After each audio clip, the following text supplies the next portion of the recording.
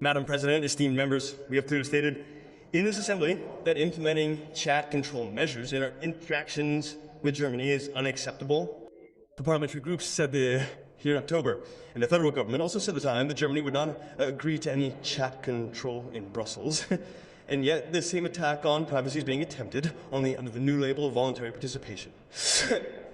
Ladies and gentlemen, we're familiar with this game of voluntary participation as well as measures that initially sounded harmless and ultimately became de facto mandatory, such as upload filters, the Corona app, and the COVID vaccination. We are now experiencing exactly this pattern again.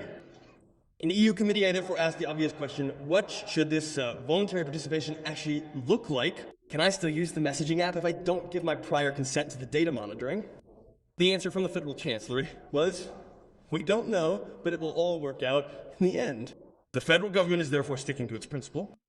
Absolutely no idea, no strategy whatsoever, yet they blindly agree to EU measures, even when these conflict with German interests.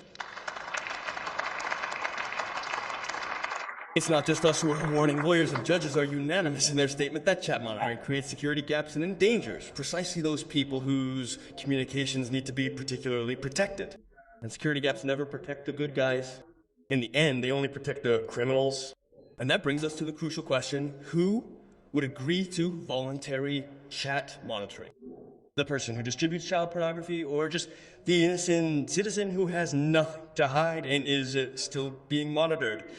The truth is, these systems will hardly catch any perpetrators, but they create an infrastructure with which everything can later be monitored. Images, texts, political slogans. The purpose changes, the technology remains. That's precisely why we are enacting laws to ensure that child molesters will be held accountable and not those citizens who are law-abiding. Instead of focusing on creating a more transparent citizenry, we ought to prioritize the creation of a genuinely transparent EU Commission. Because if Ursula von der Leyen supposedly automatically deletes her messages to save storage space as a cheap excuse for why no one can read the party text messages to this day, then I say that an EU budget of this size should be enough for a new company mobile phone with enough storage space for a few text messages. That is why we say no to EU chat control for all citizens, and yes to chat control by the EU Commission. Our position is unequivocal. We oppose any form of chat control, mandatory, voluntary, or covert. Instead of monitoring millions of messages, we demand suspicion-based investigations, judicial control, and better equipment for the police. Ladies and gentlemen, if this government is so determined to exercise control, why not focus on the areas where its grasp on power has already been lost? Control the clan structures within our cities. They've already created parallel societies that need addressing immediately.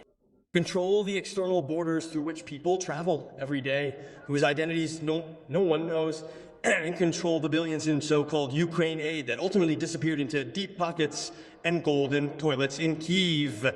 However, you need to cease monitoring the hardworking individuals who faithfully go to work each morning, diligently pay their taxes, and are essential to pay their taxes, and are essential.